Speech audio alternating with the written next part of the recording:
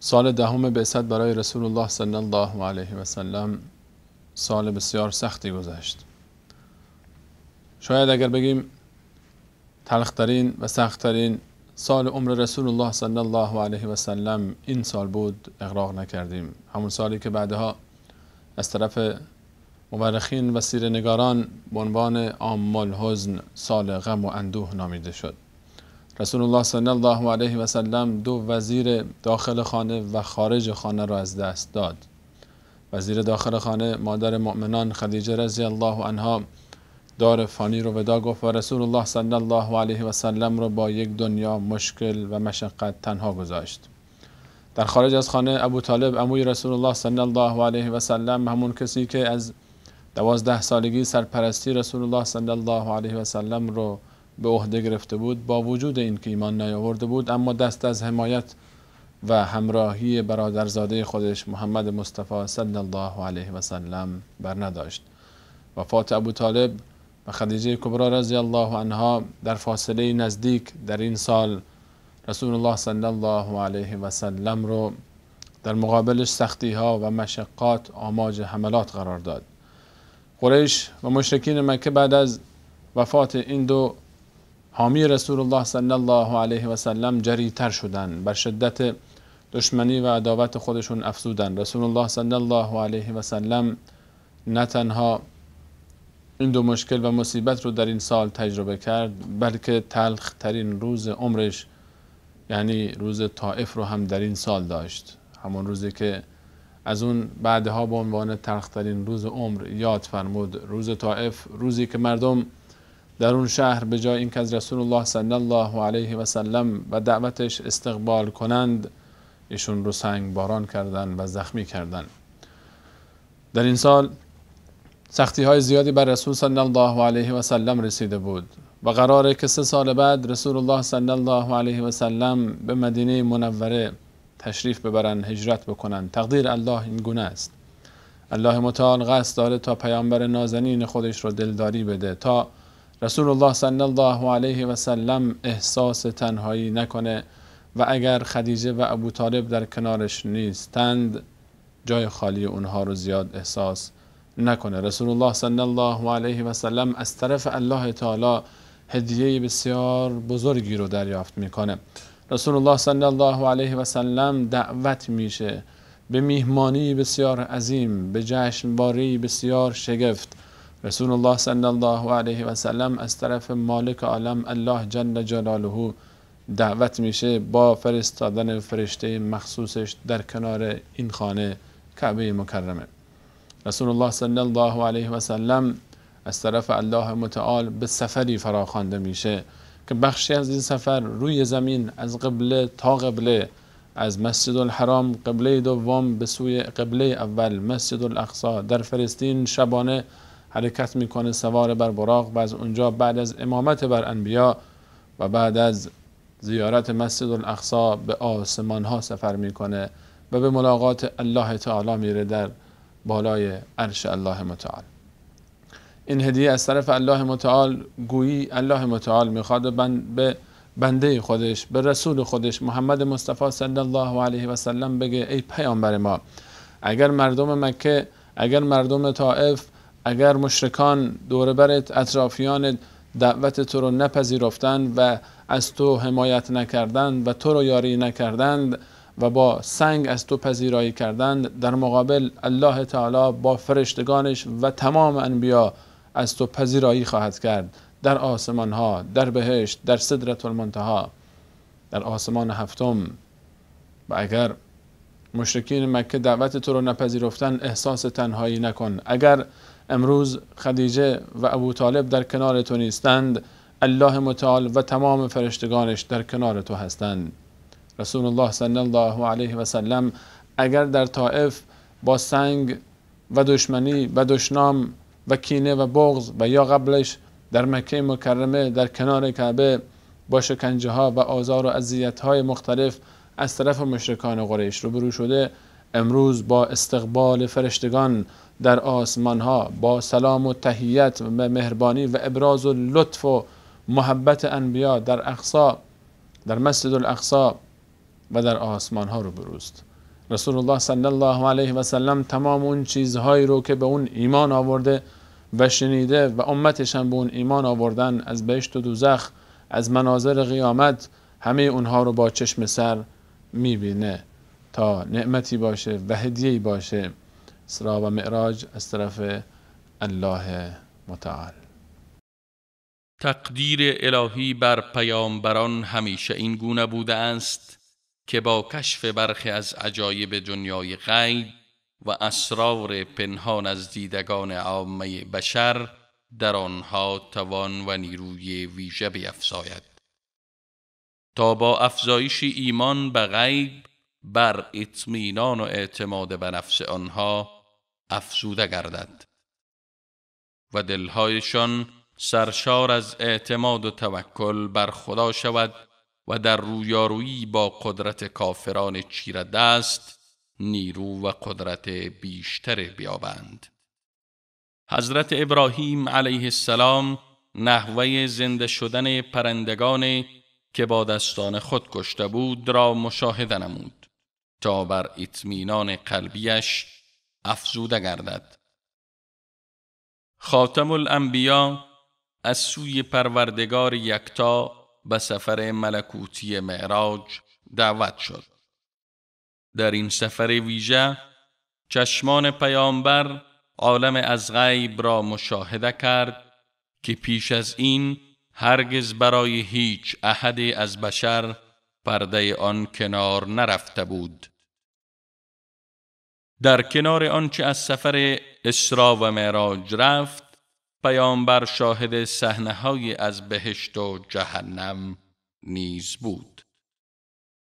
مالک خازن جهنم را دید که اخمهایش در هم پیچیده و هیچ نمیخندد و بهشت و جهنم را مشاهده کرد.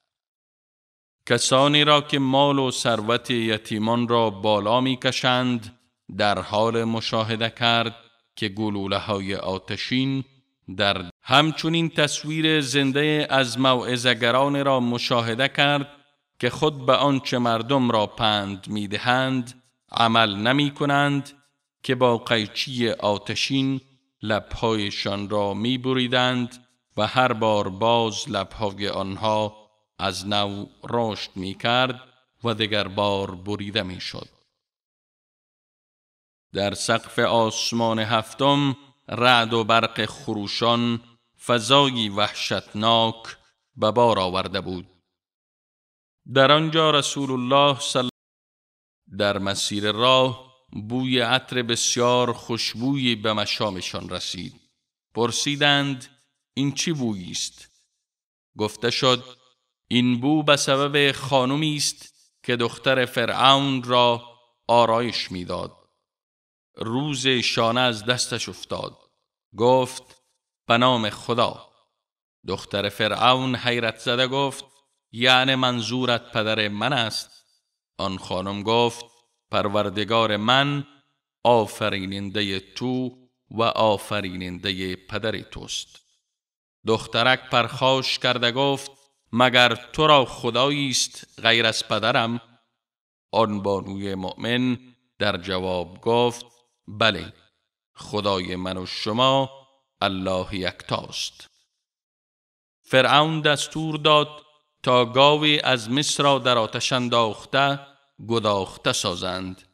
سپس دستور داد تا ایشان و بچه هایش را در شکم آن گاو مسی بیاندازند تا زغال شوند.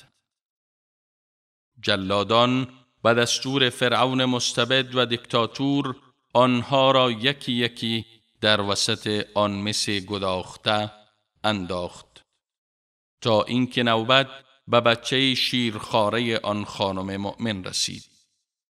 به یک بار نوزاد به سخن آمده گفت ای مادرم، تو بر حق هستی، به پیش رو و هیچ نگران نباش.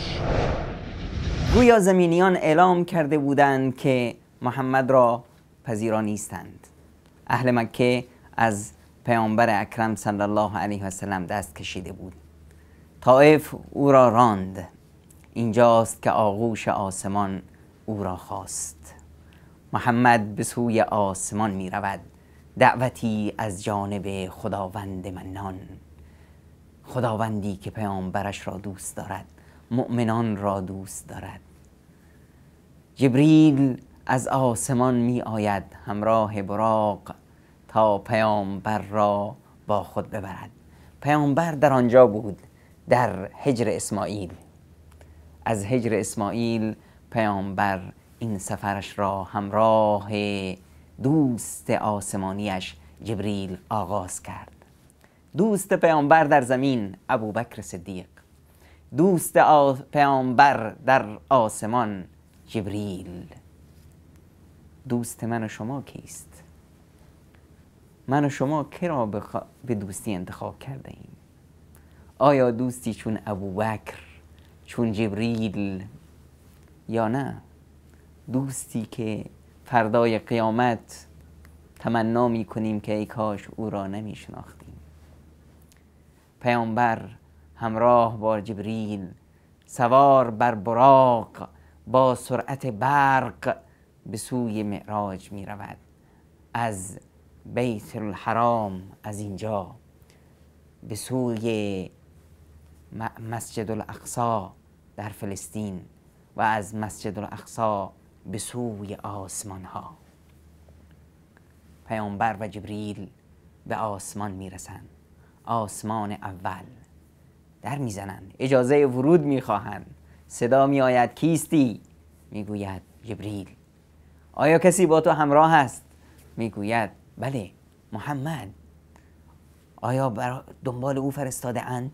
آیا دعوت شده است؟ بله، محمد را دعوت کرده اند. در باز می شود و از پیامبر استقبال می کنند. ملکوت الهی است. آسمان ها، همه ملکوت الهی نظام دارد، برنامه معینی دارد، ریتم خاصی دارد. آیا ما در زندگیمان هم نظام داریم؟ برنامه زندگی داریم؟ یا بیهوده پوچ؟ در همه کائنات الهی نظمی است و برنامه‌ای، هدفی. در آسمان اول پیامبر اکرم صلی الله علیه و سلم دیدار می کنند با پدر بشریت آدم علیه السلام. آدم از محمد مصطفی، از پیامبرش، از خاتم انبیا استقبال می کند. مرحبا بالابن صالح و النبی صالح. اهلا و سهلا، خوش آمدید، مرحبا به شما ای فرزند نیکویم، ای پیامبر خاتم و ای پیامبر نیکوکار و پارسا. آدم را پیامبر در آسمان اول می بیند. نگاه می کند به سمت راستش، می خندد، خوشحال می شود. نگاه می کند به سمت چپش، گریه، حزن و اندوه سیمای مبارک آدم را می گیرد. جبریل به پیامبر می گوید که اینهایی که در سمت راست او هستند فرزندانش هستند، بهشتیانند، فرزندانی که توانستند رضایت الهی را به دست آرند و بهشتی شوند. آدم با دیدن فرزندان بهشتیش خوشحال می شود و چون می نگرد به فرزندان شوم طبع و نگونبختش، آنهایی که با دست خود گور خود را کندند و خود را جهنمی کرده اند، ناراحت می شود. پدر است، قلب پدر. ما در کدام یکی از آنها هستیم؟ آیا در کسانی که پدرمان آدم با دیدن ما خوشحال می شود که ما نجات یافته ایم و رستگار شده ایم؟ از خداوند منان می خواهیم که ما را جز آنها قرار دهد. سفر ادامه پیدا می کند. این کوکب مبارک به آسمان دوم می رسد. در آسمان دوم یحیی و عیسی، دو پسر خاله، در آنجا از پیامبر اکرم صلی الله علیه و سلم استقبال می کنند. در آسمان سوم پیامبر با یوسف علیه السلام دیدار می کند. یوسف، سفرنامه زندگی یوسف شباهت‌های بسیاری با سفرنامه زندگی پیامبر دارد. هجرت، دربدری و رسیدن به عزت و حکومت داری. پس از آن سفر ادامه پیدا می کند. در آسمان چهارم ادریس است و در آسمان پنجم هارون و در آسمان ششم موسی. همه این پیامبران از پیامبر اکرم صلی الله علیه و سلم استقبال می کنند. موسی آن رمز همت، مردانگی، موسایی که میخواهد بهترین پیامبران باشد، موسایی که میخواهد امت او از همه امتیان بیشتر باشند، چون پیامبر اکرم صلی الله علیه و سلم را میبیند به حالش غبطه میخورد، اشک موسی فرو میریزد، گونگان چهره رخسار موسی پر از اشک میشود. میگوید جوانی پس از من آمد، امتیانش بیش از امت منند. حیف حیف ای موسی بزرگ که این بنی اسرائیل دعوت تو را زیر پا نهادند. حیف که این بنی اسرائیل قدر تو را ندانستند. ماییم که قدر تو را میدانیم ای موسی و ای همه پیامبران خدا. شما پیامبران ما بودید و ما با کمال افتخار بر زبان قرآن به شما افتخار میکنیم. بعد از اون پیامبر اکرم صلی الله علیه و سلم میروند به آسمان هفتم. در آسمان هفتم دیدار است با پدر مهربان، پدری که سیمایش سیمای محمد است. محمدی که گام در گام پدر نهاد، پدری که این خانه خدا، این مسجد الحرام یادگار اوست. حضرت ابراهیم علیه السلام، آن افرادی که الان در حال طوافند و این مؤمنانی که از لحظه ابراهیم تا به روز قیامت همچنان دور خانه خدا میچرخند، گام در گام ابراهیم میگذارند. هنوز ما مسلمانان یادگار ابراهیم، مقام ابراهیم، جای پای ابراهیم را اینجا واسه خود حفظ کرده ایم. گویا که در هر طواف میگوییم ای ابراهیم لبیک، ما پا در پای تو میگذاریم. ابراهیمی که ندا داد به عالمیان و اذن فی الناس بالحج یأتوک، ندا داد که برای حج بیایید و ما آمدیم و مؤمنان آمدند و خواهند آمد تا به روز قیامت. پدر است، پدر از پسرش استقبال می کند. مرحبا بالابن صالح و النبی صالح. پدر ما ابراهیم برای ما پیامی میفرستد، میگوید ای محمد، ای پسرم، امتیانت را از طرف من سلام برسان. و ما این که میگوییم و علیکم السلام و علیک السلام یا ابراهیم و سلام الله علیک یا ابراهیم و بعد علی ابنک محمد مصطفی صلی الله علیه و سلم تا به روز قیامت. ابراهیم به پسرش میگوید که به ما مؤمنان اطلاع دهد که بهشت زیباست، بهشت نعمت الهی است. به ما اطلاع میدهد که بهشت را نهالهایی است و نهال بهشت سبحان الله والحمد لله ولا اله الا الله والله اکبر. با این یاد خداوند، با این تسبیح و ذکر خداوند میتوان در بهشت نهالها کاشت. پیامبر اکرم صلی الله علیه و سلم با این کوکبه مختار از پیامبران دیدار میکنند. پیامبرانی که پژواک زندگی آنها، سیمای زندگی آنها جزئی از زندگی پیامبر اکرم صلی الله علیه و سلم است. پیامبرانی که دارند به ما میگویند همه انسانیت بندگان خدایند و فرزندان آدم و همه باید در کنار همزیستی مسالمت آمیزی داشته باشند، نه اینکه حقد و کینه و مکر و توطئه و نیرنگ زندگیشان را به تباهی کشد. پیامبر صلی الله علیه و سلم به پیش می رود تا به سدرة المنتهی. در سدرة المنتهی جایی که بشر را توان وصف زیبایی و جلال آن مقام نیست.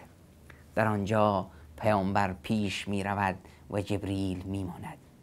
جایی پیامبر و عظمت پیامبر بالاتر از عظمت همه مخلوقات الهی است. حتی از فرشتگان و حتی از جبریل پیامبر بالاتر می رود. در سدرة المنتهی با خدایش هم کلام می شود. از سدرة المنتهی که معراج محمد مصطفی است برای مؤمنان معراجی می آورد. معراج مؤمنان نماز. اهمیت نماز برای مؤمنان بدان قدر بالاست که خداوند سفیرش را شخصاً از زمین میخواهد به سدرة المنتهی تا نماز را به او هدیه کند. نماز ارمغان الهی و معراج مؤمنان. 50 نماز بر پیامبر فرض می شود. پیامبر با این ارمغان بزرگ برمی گردد. در راه باز موسی بزرگ از پیامبر استقبال می کند. محمد چه با خود آورده ای؟ 50 نماز. موسی تجربه تلخ با بنی اسرائیل. موسی سختی ها و نافرمانی های بنی اسرائیل او را خوب پخته کرده است. میگوید ای محمد برگرد نزد خدای خود و از خداوند تخفیف بخواه. من این مردم را میشناسم. من با بنی اسرائیل تجربه دارم. امتیان تو 50 نماز را نمیتوانند ادا کنند. پیامبر به رفقت جبریل باز میگردد و از خداوند میخواهد که نمازش را در نماز تخفیف دهد. 10 نماز کم میشود. پیامبر با 40 نماز بر میگردد. باز دیدار موسی و باز نصیحت موسی و این رفت و آمد و چند بار تکرار می شود تا این که نماز به 5 نماز تخفیف پیدا می کند. باز موسی می گوید 5 نماز هم زیاد است ای محمد. پیامبر اکرم صلی الله علیه وسلم دیگه رویش نمی شود. چطور برگردم پیش خدایم؟ از 50 به 5 تا. اینجاست که ندا می آید بله 5 تاست به 50 تا. اجر حسنه در نزد خداوند متعال 10 برابر است. ای مؤمنان از 50 نماز شده از 5 تا. این 5 نماز شدند رکن دین. پیامبر اکرم صلی الله علیه و سلم فرمودند فرق ما و کافران نماز است. یعنی فرق مؤمن و غیر مؤمن در نماز. این نماز و اگر انسان باز هم در این نماز کوتاهی کند چقدر نگون بخت و چقدر بدبخت خواهد بود. در روز قیامت بهشتیان از جهنمیان میپرسند الا اصحاب الیمین فی جنات یتساءلون. اصحاب یمین در بهشتها میپرسند عن المجرمین، از مجرمان، ما سلککم فی سقر. ای بدبختا، ای نگون بختا، چطور شد که شما به جهنم رفتید؟ قالوا لم نکن من المصلین ولم نکن نطعم المسکین. ما از نمازگزاران نبودیم و بینمایان را کمک نمی کردیم. نماز معراج مؤمن هدیه بزرگی است که پیامبر اکرم صلی الله علیه و سلم از معراج بزرگش برای ما به ارمغان آورد. عظمت محمد مصطفی در معراج و عظمت محمد مصطفی در بازگشت از معراج. بازگشت از معراج، این انسان بزرگ برمیگردد از آن مقام والا تا دست من و شما را بگیرد و به سوی معراج الهی و به سوی رضایت الهی با خود ببرد. صلی الله علی محمد صلی الله علیه و سلم. بعد از هر سختی آسانی است. فان مع العسر یسرا ان مع العسر یسرا سیجعل الله بعد عسر یسرا. همانا بعد از هر سختی آسانی است، همانا بعد از هر سختی آسانی است. الله تعالی بعد از هر سختی آسانی قرار داده است. بعد از هر فرازی نشیبی است، بعد از هر ارتفاعی پایین آمدنی است و آرامش دیگر. این یکی از درس‌های معراج بود برای این امت و یکی از هدایای الله متعال برای رسول الله صلی الله علیه و سلم. وقتی که رسول الله صلی الله علیه و سلم در سال دهم بعثت، در تلخ‌ترین سال عمرشون، اتفاقات و حوادث سختی رو پشت سر گذاشتن، وفات خدیجه کبرا، وفات ابوطالب، داستان روز تلخ طائف و تحریم هایی که قبل از اون در شب ابوطالب پشت سر گذرانده بودن، الله متعال هدیه به رسول خودشون اعطا فرمودن و اون سفر معراج و قبلش سفر اسراء بر روی زمین بود. ملاقات با انبیا در بیت المقدس، ملاقات با انبیا در آسمان ها، رؤیت بهشت، دیدن جهنم و نشانه هایی از علم غیب الله متعال بخشی از هدایایی بود که رسول الله صلی الله علیه و سلم قبل از ورود به مدینه و بعد از سپری کردن 10 سال مشکلات و سختی ها در مکه مکرمه از طرف الله تعالی دریافت فرمودند. همچنین امامت بر انبیا در مسجد الاقصی هدیه دیگری بود از طرف الله متعال برای رسول صلی الله علیه و سلم که اگر عده‌ای در مکه و یا در طائف حاضر نشدن پشت سر شما دعوت شما را بپذیرند و پشت سر شما امامت شما را در دین قبول بکنند، تمام انبیا و تمام فرشتگان آسمان پشت سر شما ایستادن و امامت شما را پذیرفتند و افتخار میکنند که پشت سر شما نماز خواندند. با وجود اینکه تمامی ادله و براهین بر اینکه پیامبر اکرم صلی الله علیه و سلم شخصاً در این سفر ملکوتی حضور فیزیکی داشتند، برخی خواستند گردن این واقعه شگفت انگیز و معجزه و ارمغان الهی برای پیامبرش را به نحو کج کنند تا در عقلهای مادی طبع آنها بگنجد. آنها ادعا داشتند که این سفر در خواب و یا تنها با روح پیامبر بوده است. این ادعا نتوانسته است در فضای علمی اندیشمندان و جمهور علمای امت هیچ جای پایی برای خود بیابد. چیزی است که ظاهر تمام ادله شرعی به وضوح بر آن دلالت دارد و اگر چنین نمی بود هیچ مورد برای شگفتی و اعجاز در آن نمی ماند. صد البته که اسراء و معراج با روح و جسم و با تن و جان پیامبر اکرم صلی الله علیه و سلم بودن. اگر اسراء خوابی می بود یا طوری که بعضی گفتن تنها با روح آن حضرت می بود، این که مایه شگفتی و تعجب قریش نبود.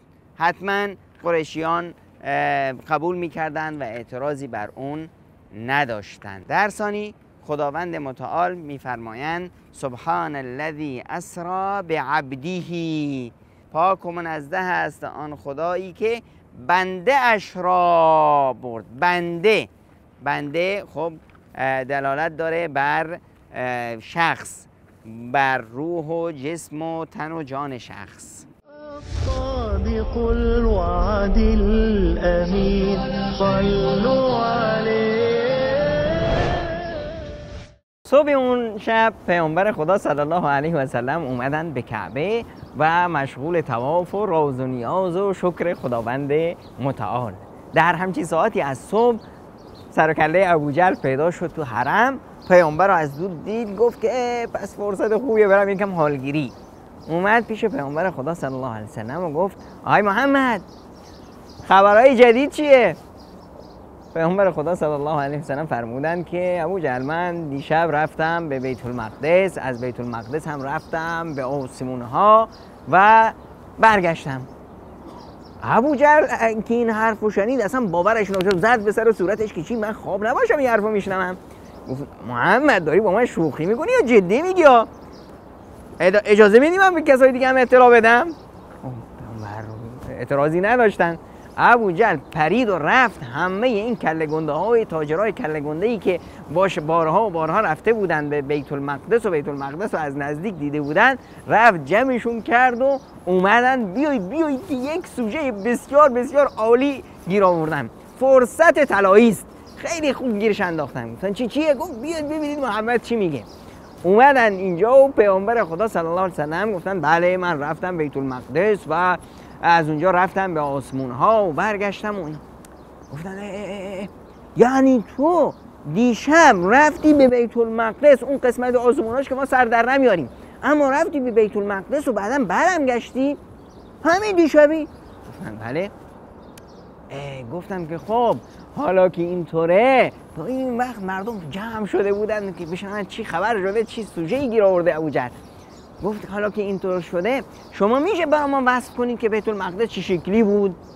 همه اینا بیت المقدس رو دیده بودن، اما خب پیامبر خدا در اون شب ملکوتی، در اون فضای ملکوتی، در اون جایی که همه پیامبرها هستن، قصه براق و جبریل و پیامبران و امامت و همه اینا، دیگه توجه کردن به یک ساختمان بیت المقدس که چه شکلیه، چند تا در داره، چند تا ستون داره، اینا قاعدتا تو ذهن پیامبر نبود. خب اونا گفتن خب حالا بگو که بیت المقدس چه شکلیه، چند در داره، چند ستون داره. از این سوال پیچا پیامبر خدا صلی الله علیه و سلم مونده بود که چی بگه. در این لحظات بود که جبریل تصویری از بیت المقدس رو جلوی چشمان پیامبر گرفت. پیامبر خدا صلی الله علیه و سلم به طور زنده شاهد بیت المقدس بود. اونا میگفتن چند در داره، پیامبر نگاه میکرد گفت این قد در. چند ستون داره، نگاه میکرد میگفت این قد ستون. چه شکلیه، قبهش فلان جاش چه رنگیه فلان، همه رو پیامبر براشون تعریف کرد. همه اونا میدونستن که پیامبر خدا صلی الله علیه و سلم هیچ وقت تو عمرش به بیت المقدس نرفته بود. بعد گفتن که این علاماتی که میده کاملا درسته. گفتن خب اینو که گفتی، حالا بگو که چه دیدی تو راه. پیامبر خدا صلی الله علیه و سلم فرمودن که مثلا راه که می اومدیم فلان جا کاروان تجارتی فلانا بود که اونا هم شترشون رم کرده بود و فرار کرده بود، دنبال شترشون میگشتن. اونا در جای فلان قبیله فلانی و کاروان قبیله فلانی رو دیدم که اونا باز شترشون گم شده بود، داشتن دنبال شترشون میگشتند و پیداش کردن. گفتن خب کاروان تجارتی ما کجاست؟ پیامبر خدا صلی الله علیه و سلم فرمودن کاروان تجارتی شما هم در تنعیم بود و تقریبا طرفای صبح زود فردا از اون طرف سر و کردهش پیدا میشه. اینا موندن که خب گفتن که حالا که نمیشه اینا رو تصدیق هم کرد، حالا بذار تا فردا ببینیم چی خبر میشه. صبح فردا همه مکه منتظر اون طرف رو نگاه میکنن که آقا اگه پیامبر راست گفته حتما دیگه کاروان سر کلهش پیدا میشه.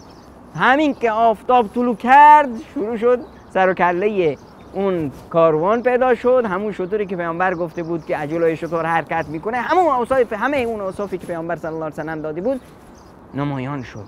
اون وقت بود به یک دیگه خیره شدن، گفتن عجب جادوگریه ها. بعد از اون کاروان‌های دیگه که هم پیامبر خدا صلی الله علیه و سلم وصفشون کرده بود و حوادثی که واسهشون اتفاق افتاده بود، اونا هم سر رسیدند و همشون هم تعریف کردند که بله برای ما همچین چیزایی اتفاق افتاده بود. البته در همون لحظات صبح ابوجهل که این سوژه رو به دستش آورده بود گفت که فرصت خوبیه که الان بزنم ابوبکر رو گولش بزنم. از اونجا پرید با چند نفر رفتن پیش ابوبکر، گفتن ابوبکر شنیدی؟ گفتن ابوبکر فرمودن که چی رو شنیدم ابوجهل؟ گفت که شنیدی که رفیقت چی میگه؟ ابوبکر گفت چی میگه؟ گفت که رفیقت ادعا میکنه که دیشب از اینجا رفته به بیت المقدس، از بیت المقدس هم رفته آسمون ها، بعدش هم برگشته اومده همون دیشب.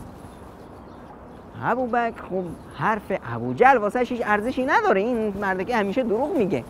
گفت که والله اگر حرف شما درست باشه و پیامبر اکرم صلی الله علیه و سلم همچین چیزی فرموده باشن، خب حتما رفته اومده. ابوجهل دیگه داشت دیوونه میشد، این چه ایمانیه که این مرد داره؟ گفت ابوبکر تو میتونی این حرف رو قبولش کنی؟ ابوبکر لبخندی زد گفته ابوالحکم تو چی داری میگی؟ من در بیشتر از این پیامبرامو قبول دارم. من قبول دارم که صبح و شام جبریل از آسمون میاد و واسش وحی میاره. جبریل که صبح و شام میره و میاد، این دیگه کار خیلی خیلی آسان‌تری از این چیزا.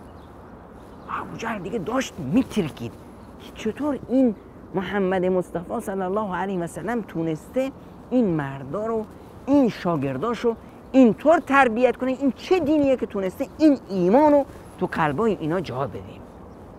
اینجا بود که این حادثه بود که باعث شد ابوبکر صدیق نامش بشه صدیق.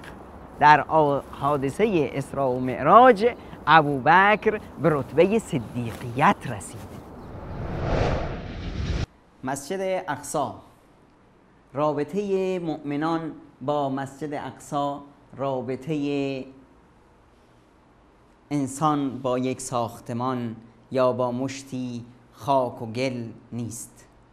مسجد اقصی دماسنجی است که دمای عشق، محبت، همبستگی، وحدت و قوت و شأن سیاسی مؤمنان را نشان می‌دهد. مسجد اقصی اون جایگاهی است که خداوند منان برای مؤمنان آن را تعیین کرده است. در شب معراج پیامبر اکرم صلی الله علیه و سلم می توانست سوار بر براق به آسمان ها برود، اما خدا چنین نخواست. پیامبر خدا سوار بر براق از مسجد الحرام، سبحان الذي اسرى بعبده لیلا من المسجد الحرام الى المسجد الاقصی. خداوند بنده اش را از مسجد الحرام سوار بر براق می آورد به کجا؟ به مسجد الاقصی. برای چه؟ این پیام الهی است. یهودیان به خدایشان خیانت کرده اند. یهودیان رمز توحید را زیر پا نهاده اند. یهودیان به خود و به بشریت ظلم ورزیده اند. دیگر شایستگی رهبریت و هدایت بشریت را ندارند. خدای منان میخواهد این جایگاه، این مکانت را به پیامبرش، به عزیزش محمد مصطفی و به پیروان او بدهد. پیامبر خدا از مکه می آید به کجا؟ به بیت المقدس. چرا می آید؟ تا رمز توحید، پرچم نبوت، پرچم خلیفت اللهی، مقام اعظم را از همه پیامبرانی که آمده اند به استقبال او تحویل بگیرد. گویا همه پیامبران آمده اند تا به محمد مصطفی بگویند ای رسول خدا، ای حبیب خدا، ما نقش خود را ادا کردیم. این مسجد اقصی است، جایی که اسماعیل آن را به دست خود بنا نهاد، جایی که امام توحید ابراهیم بزرگ در ساختن او شریک بود، جایی که موسی کلیم الله نبوتش را به دست گرفت، جایی که عیسی مسیح از اینجا به آسمان ها رفت. خداوند پیامبرش را می آورد اینجا تا بر پیامبران نماز گذارد. چه کسی شایستگی امامت را دارد؟ صاحب خانه. پیامبر تو صاحب این خانه ای. پیامبر بر همه پیامبران نماز می‌خواند، گویا که پیامبران پرچم قیادت و رهبریت بشریت را به او می‌دهند. محمد از آن عرب نیست، محمد از آن بشریت است و این اقصی رمزی است از توحید بشریت، رمزی است از مرکزیت همه دیانت‌ها. همه دیانت‌ها از امروز مسخ شد و دین شد دین محمد مصطفی. این را خدا می‌خواست و برای این پیامبرش را به اینجا آورد. و این است جایگاه مسجد اقصی برای مؤمنان، جایگاهی که آن را نظیری نیست. ای مؤمنان، اگر میخواهید خلیفت الله باشید، ای مؤمنان و ای پیروان محمد صلی الله علیه و سلم، اگر میخواهید خود را بشناسید، شخصیت خود را بشناسید، جاه و مقام خود را بشناسید، این مسجد اقصی است. آن را باید حفاظت کنید، قدرش را بدانید، با مسجد اقصی باشید. مسجد اقصی نمادی است از شخصیت مؤمن، از کیان مؤمن. برای مؤمنان مسجد اقصی همان جایگاه بیت الحرام را دارد. آن که امروز دست از مسجد اقصی می کشد، فردا خاک فراموشی بر مسجد حرام خواهد ریخت و این با دیانت اسلام در تضاد است. جایگاه مسجد اقصی یک ساختمان نیست، جایگاه یک مسجد اقصی یک روح است، یک روان است، یک شخصیت است و یک نماد است برای مسلمانان تا به روز قیامت.